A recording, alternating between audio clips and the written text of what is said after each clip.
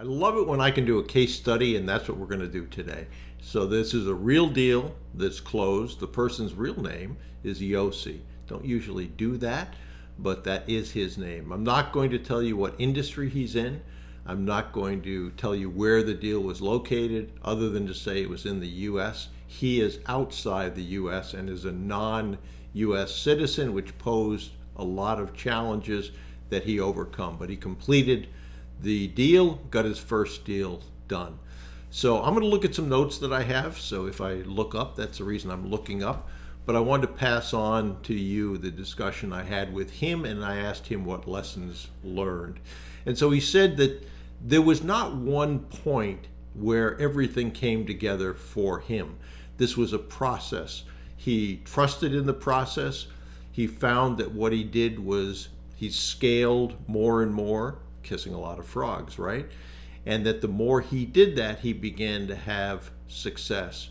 However, this was not an easy process. Did it take longer than he wanted to? Yes, about 2 years and 3 months. Did he have tons of setbacks along the way? Absolutely. Those were not only business setbacks, but those were also personal setbacks. He ended up getting COVID, I think, twice. The first time he ended up with long COVID. So he had tons of fatigue problems as well that he had to work through as a result of recovering. He's now recovered from that.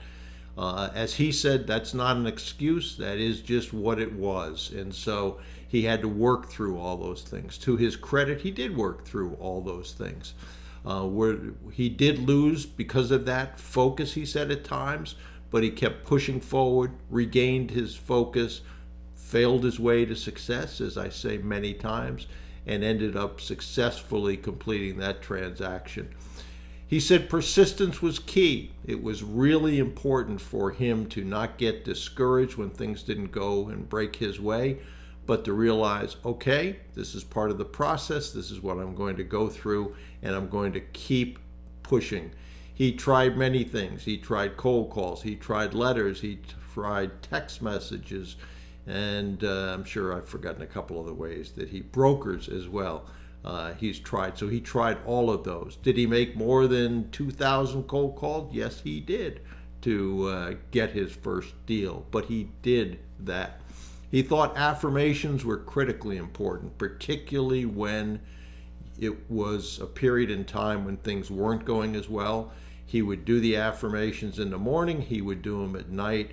He said if you do them more than that, it's better, but that was sufficient for him, and it kept him focused on what the task was at hand.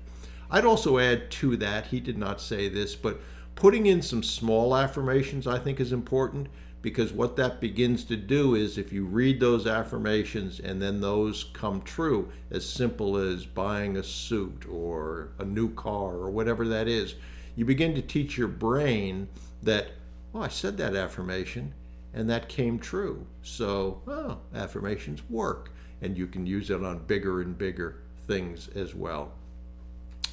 He also said you have to trust in the process and that you will find a solution. There were many things that happened where he didn't know how to do them. Did mentoring help him? Yeah, sure it did. But he also had a good board that he could draw on, so he did all of those. And so I think those were the major takeaways. I think it pointed out to me again that success is on the razor's edge of failure. There were plenty of times when things went wrong and he could have thrown in the towel. To his credit, he didn't do that. He also said that while he was negotiating, there were many times where he had pushed so hard that he was on the razor's edge of the deal breaking up and falling apart. And so he had to manage that process. How far can I push to get what's needed, but at the same time not so hard that it feels like a lose for the other side? So he worked through that process. He also commented that while getting the first deal done is really important, that he now understands that he has to run that deal. He has to actually run the business, which I've said before is the hardest part. So he's got a whole new series of things he's got to learn. How to keep track of things, how to manage projects, how to manage employees, on and on and on. And he said, that's a new skill, but as I did previously, he'll figure that out, and he will figure that out. So I would encourage you to think about these things as you're going forward. Will it happen as quickly as you want? Maybe not.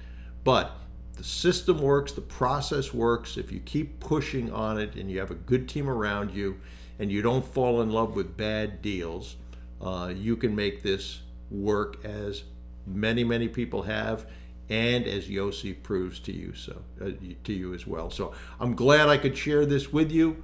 I'm glad to see his success. As he said, the first one's important, but I want to do a whole lot more. So amen to that. I suspect that he will have a lot of success as he does that. He's already shown himself, which is a big piece of this. It's one thing to think you can do it.